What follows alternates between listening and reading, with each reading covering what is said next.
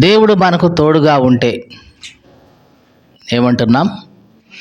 దేవుడు గనక మనకు తోడుగా ఉంటే ఈ లోకంలో మనిషిగా మనము ఏదైనా సాధించగలం కదండి. ఒక మనిషి మనకు తోడుగా ఉంటే ఈ లోకంలో చాలా విషయాలు సాధిస్తూ ఉంటాం. ఎందుకంటే ఆ వ్యక్తి దగ్గరే ఉండి మనకి సహాయం చేస్తూ ఉంటాడు, ప్రోత్సహిస్తూ ఉంటాడు, మనల్ని వెన్నుతట్టి నడిపిస్తూ ఉంటాడు. ఒక మనిషి మనకి సపోర్టుగా ఉండి ప్రోత్సాహకరంగా ఉండి మనల్ని వెనకుండి నడిపిస్తూ ఉంటే మనిషి ఈ లోకంలో చాలా వరకు కూడా సాధించగలుగుతూ ఉంటాడు. మరి ఒక మనిషే ఇంకొక మనిషి యొక్క సపోర్టుతో ప్రోత్సాహంతో చాలా కార్యాలు లోకంలో సాధిస్తూ ఉంటే మరి అట్లాంటి మనిషిని దేవుడు గనక సపోర్టు చేస్తూ దేవుడే ప్రోత్సహిస్తూ దేవుడే వెన్ను తట్టి నడిపిస్తూ ఉంటే ఆ వ్యక్తి ఈ లోకంలో గొప్ప కార్యాలు చేస్తాడా చేయడా? తప్పనిసరిగా చేస్తాడు. ఒక మనిషి తోడుగా ఉంటేనే గొప్ప కార్యాలు చేస్తూ ఉంటే మరి దేవుడే నీకు తోడుగా ఉండి దేవుడే నీకు ప్రోత్సాహంగా ఉండి దేవుడే నీకు వెన్ను తట్టి నడిపిస్తూ ఉంటే తప్పనిసరిగా నీ జీవితంలో చాలా గొప్ప కార్యాలు సాధిస్తావు. దేవునికి స్తోత్రం కలుగునుగాక.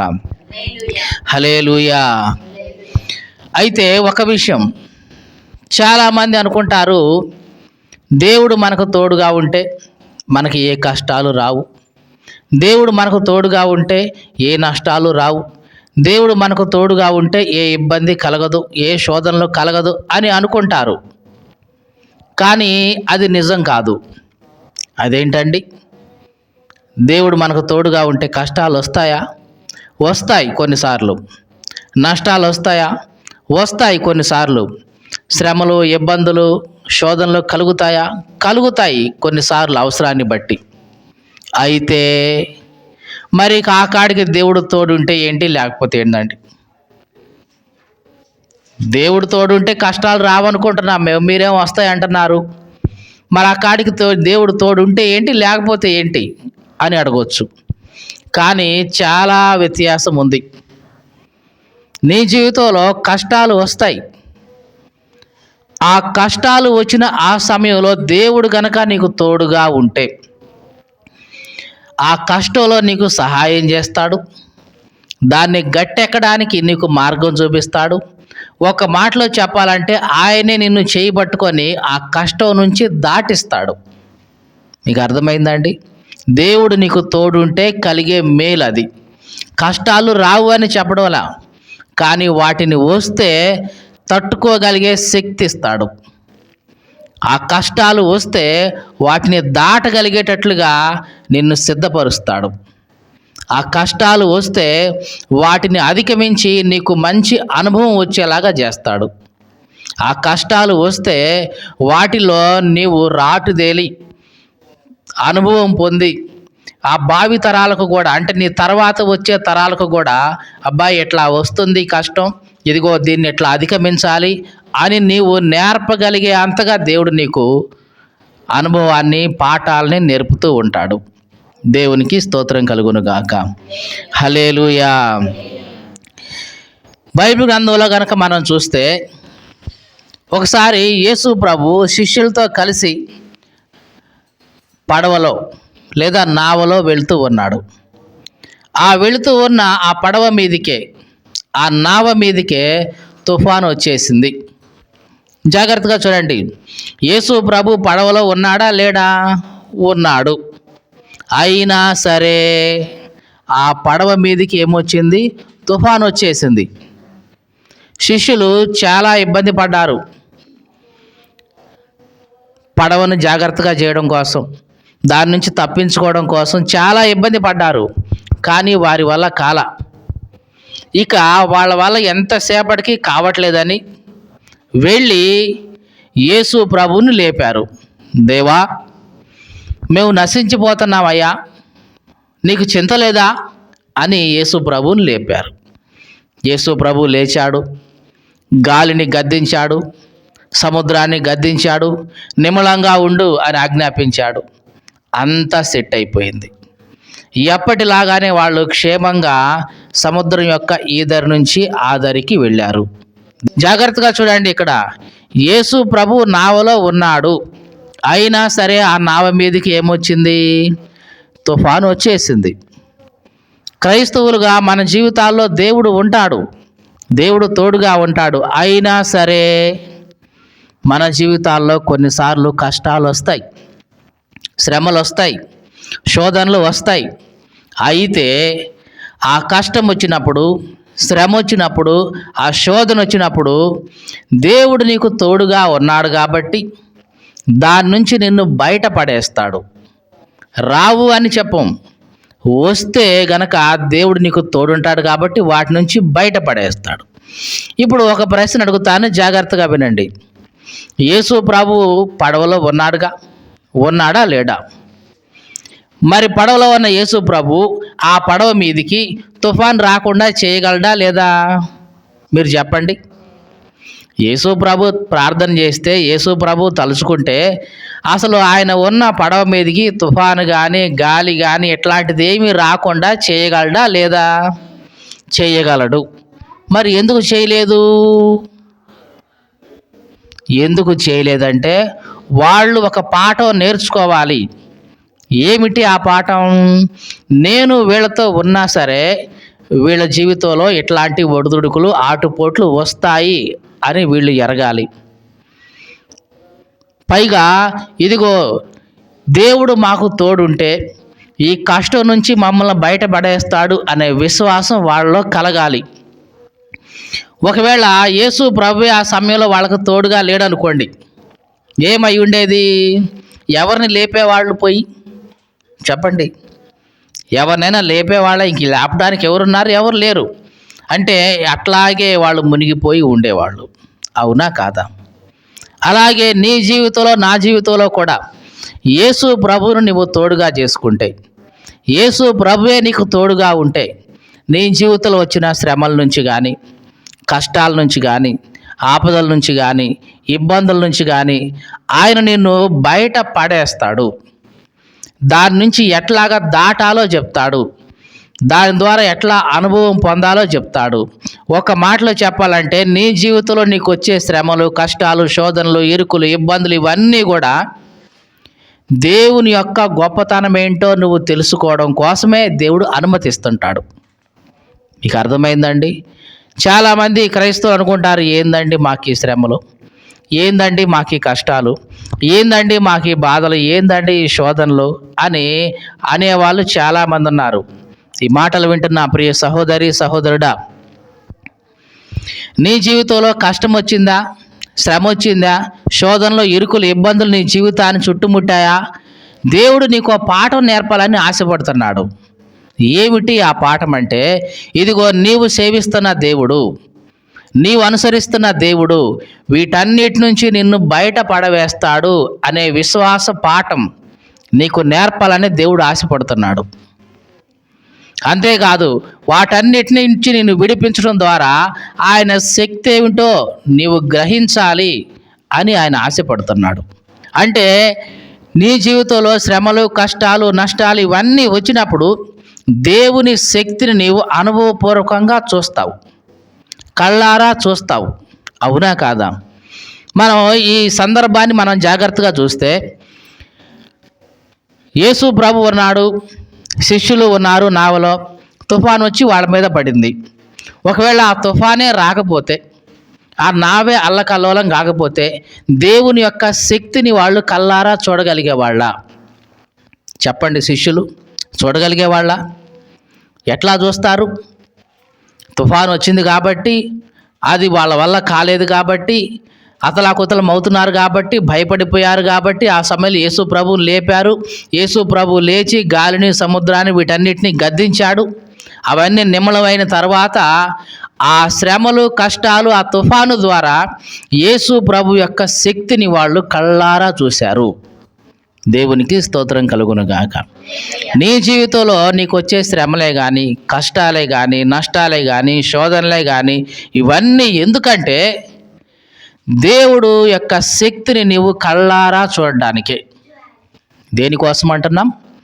దేవుని యొక్క శక్తిని నీవు కళ్ళారా చూడడానికే, అనుభవపూర్వకంగా తెలుసుకోవడానికే దేవుడు నీకు ఇస్తాడు.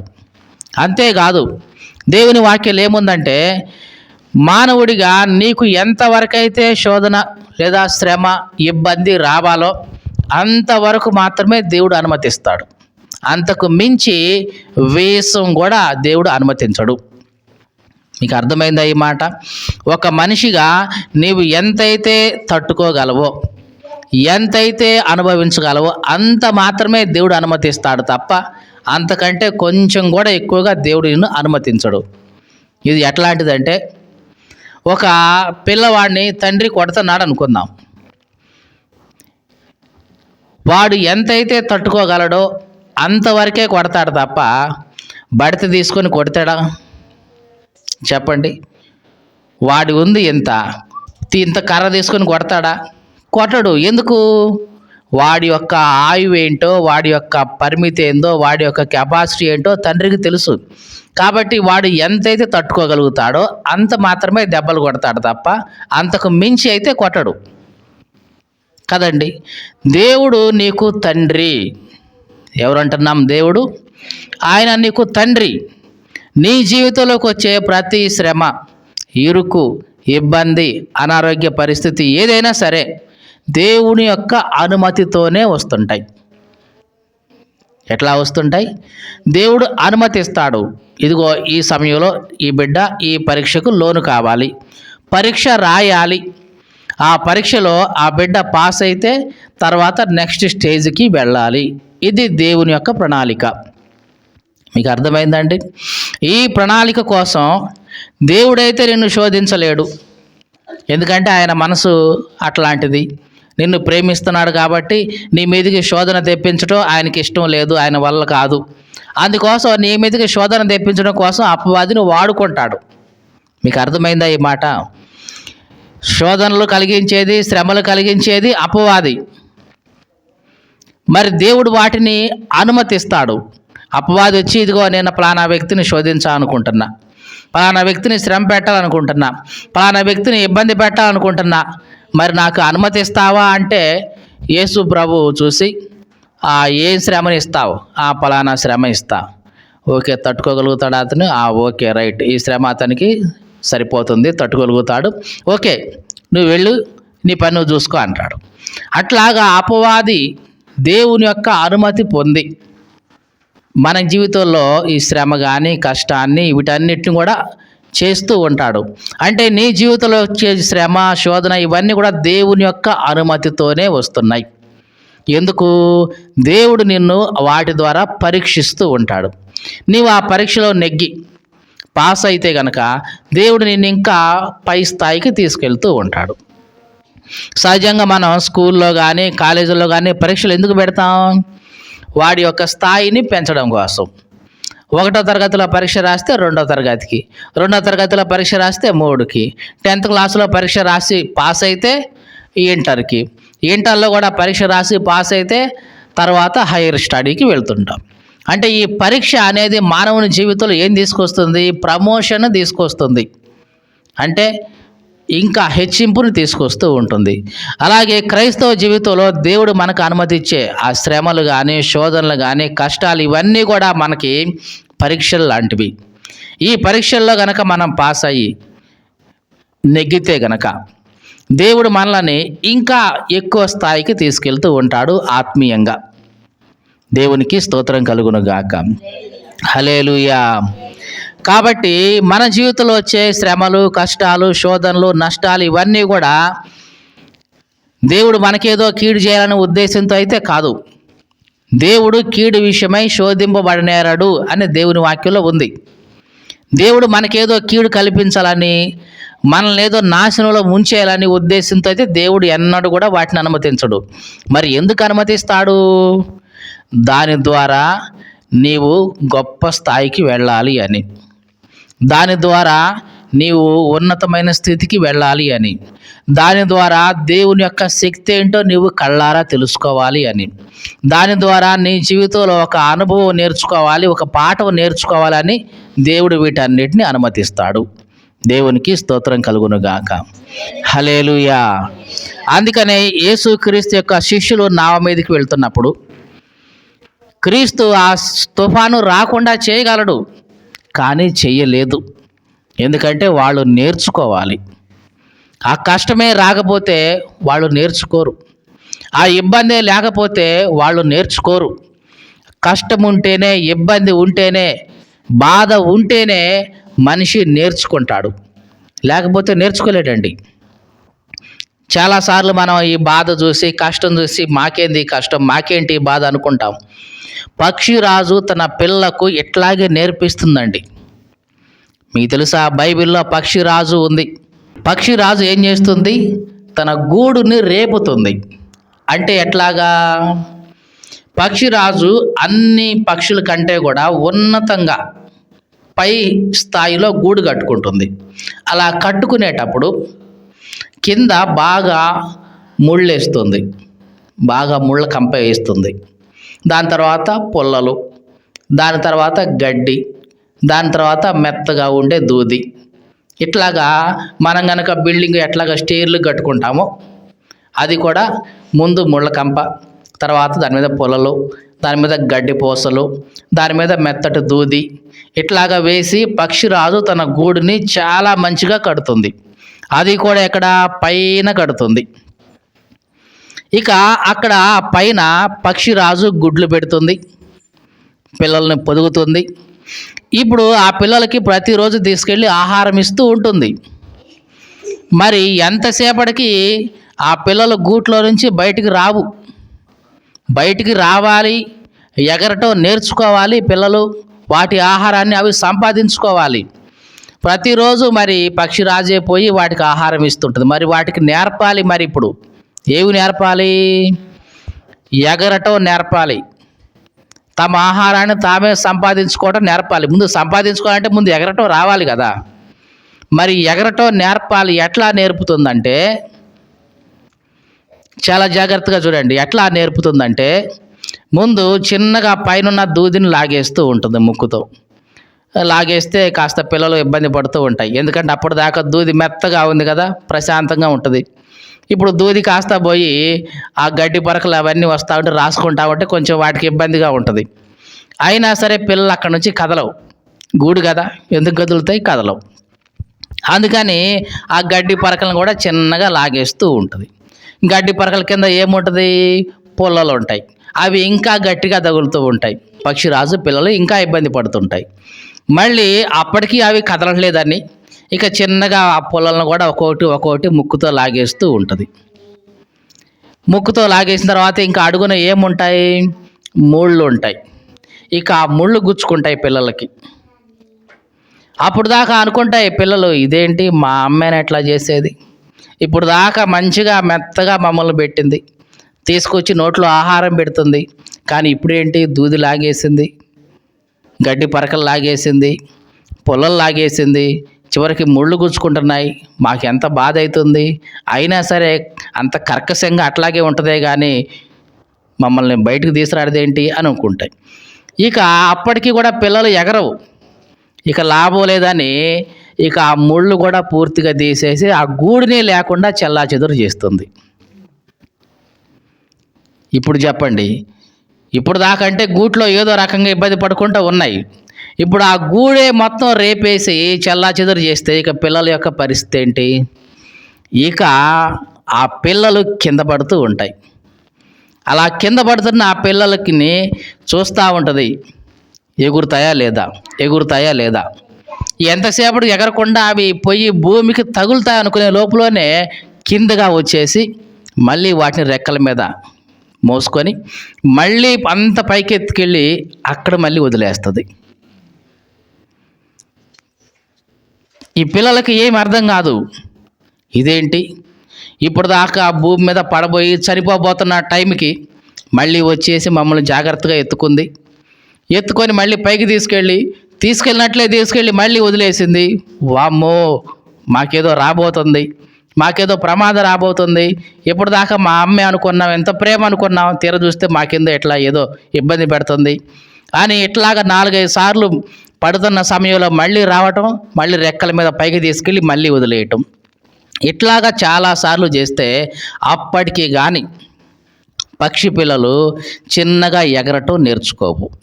దేవునికి స్తోత్రం కలుగునుగాక. పక్షిరాజు తన బిడ్డలకు ఎగరటం నేర్పాలి అని ఇంత ఇబ్బంది పెడుతుంది వాటిని.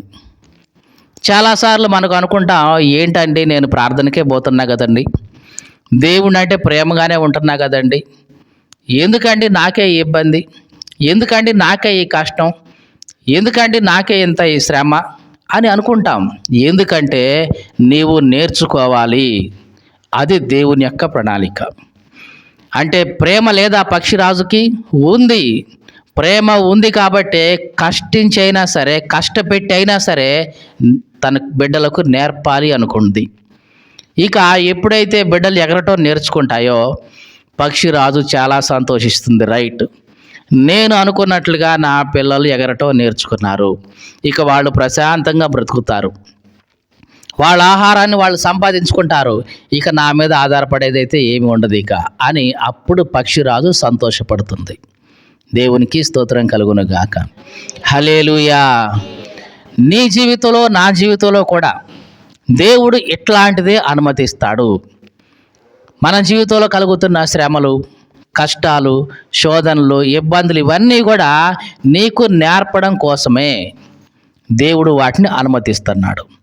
అలాగని చెప్పి వాటిలో నువ్వు కూరుకుపోయి నాశనం అవుతుంటే దేవుడు చూస్తూ ఉన్నాడు. నిన్ను వాటి నుంచి లేవనెత్తుతాడు.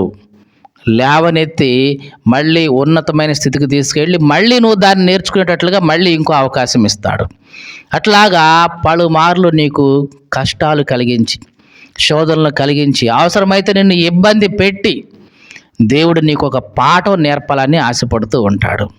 విశ్వాస పాఠం నేర్పాలని, ప్రార్థనా జీవితం నేర్పాలని, దేవునితో సంపూర్ణంగా ఆనుకునే జీవితం నేర్పాలని దేవుడు నీకు చేస్తూ ఉంటాడు. ఇది దేవుని యొక్క ప్రణాళిక.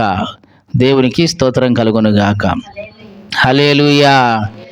ఈ మాటలు వింటున్న ప్రియ సహోదరి, సహోదరుడా, దేవుడు నీకు ఏదైతే పాఠం నేర్పాలనుకుంటున్నాడో అది నీవు ఎంత తొందరగా నేర్చుకుంటే అంత మంచిది. ఒకసారి పాఠం నువ్వు నేర్చుకున్నావా, ఇక నీకు ఇబ్బంది లేదు. ఇక తర్వాత నెక్స్ట్ పొజిషన్కి వెళ్ళిపోతాం. లేదు, ఆ పాఠం నేర్చుకోలేదా, నేర్చుకునేదాకా దేవుడు మరలా దాన్ని నీకు అనుమతిస్తూనే ఉంటాడు. నేర్చుకునేంత వరకు, నేర్చుకున్న తర్వాత నెక్స్ట్ పొజిషన్కి దేవుడు తీసుకెళ్తాడు. దేవునికి స్తోత్రం కలుగునుగాక.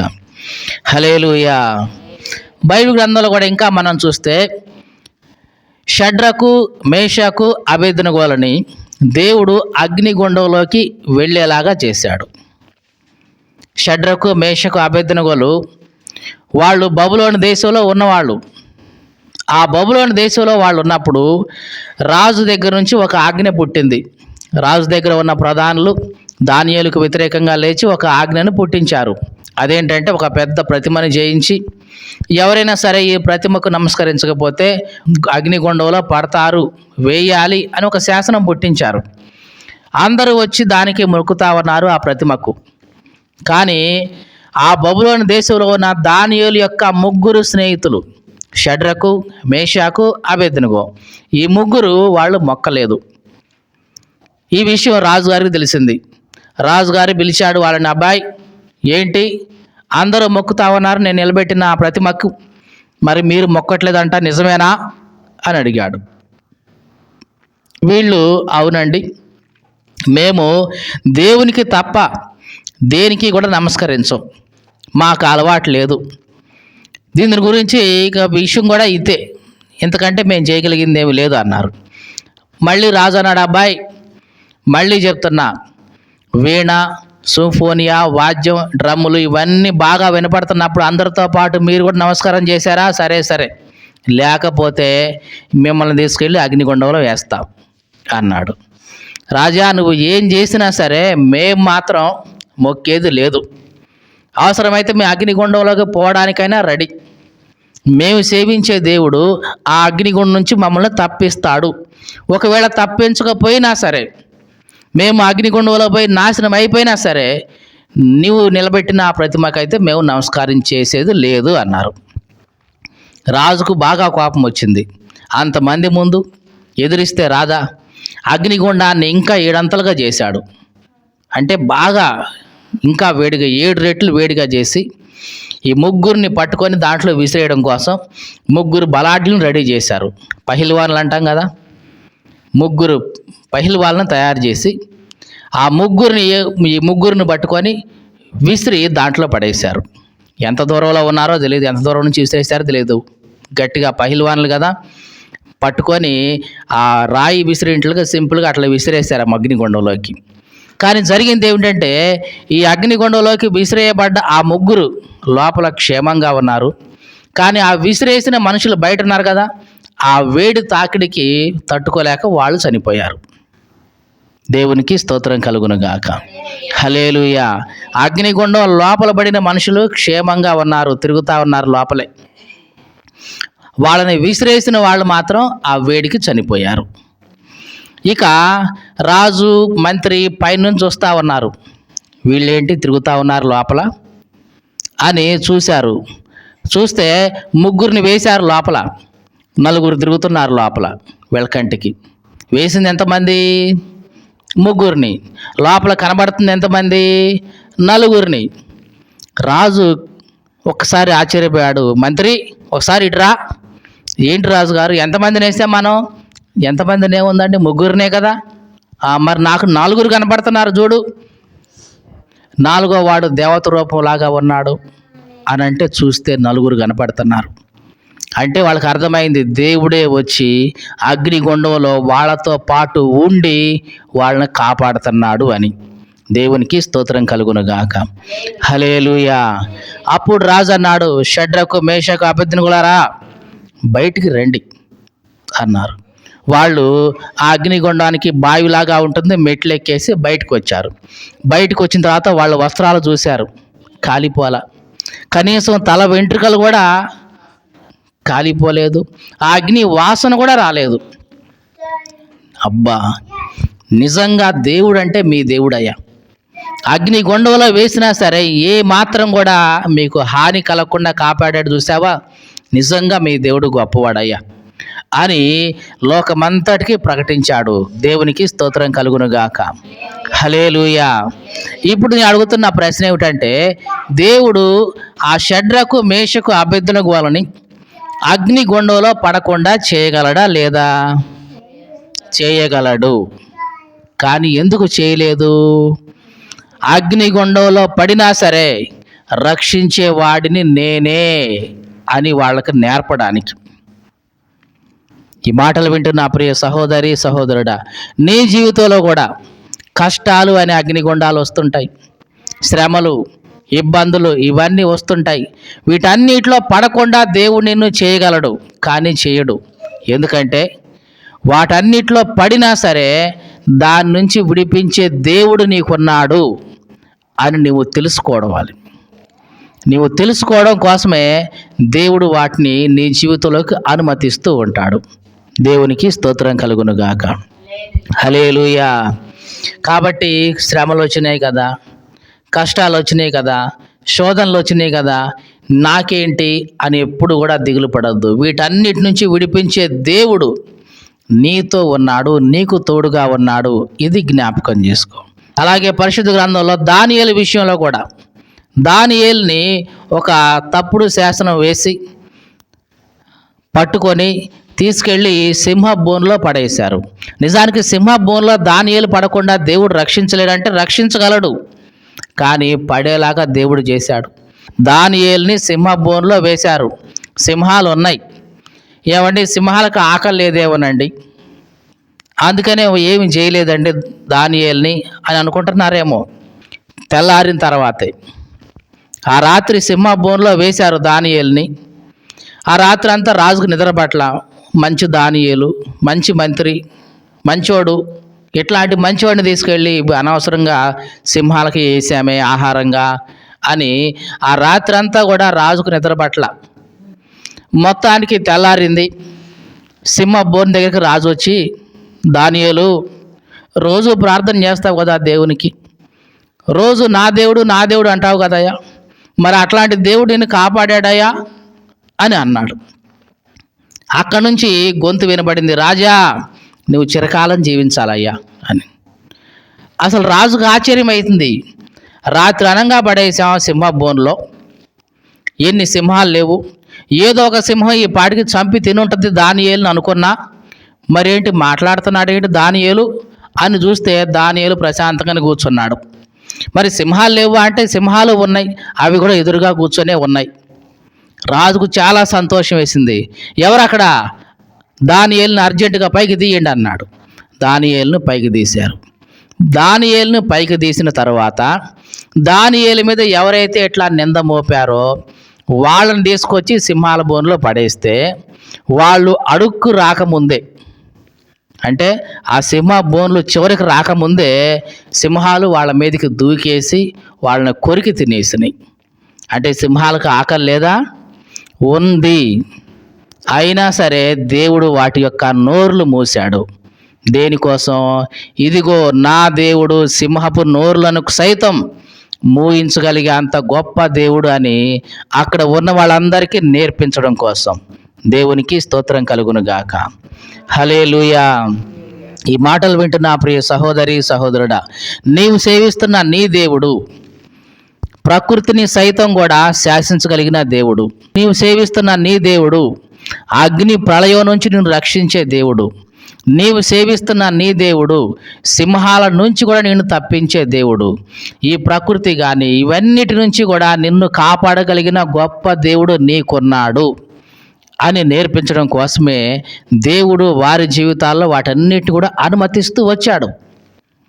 నీ జీవితంలో అనుభవిస్తున్న శ్రమలు కానీ, కష్టాలు కానీ, శోధనలు కానీ వీటన్నిటిని ఎందుకు దేవుడు అనుమతిస్తున్నాడంటే, ఇదిగో నీవు సేవిస్తున్న దేవుడు వాటన్నిటి నుంచి నిన్ను విడిపించే శక్తివంతుడు అని నువ్వు తెలుసుకోవడానికే.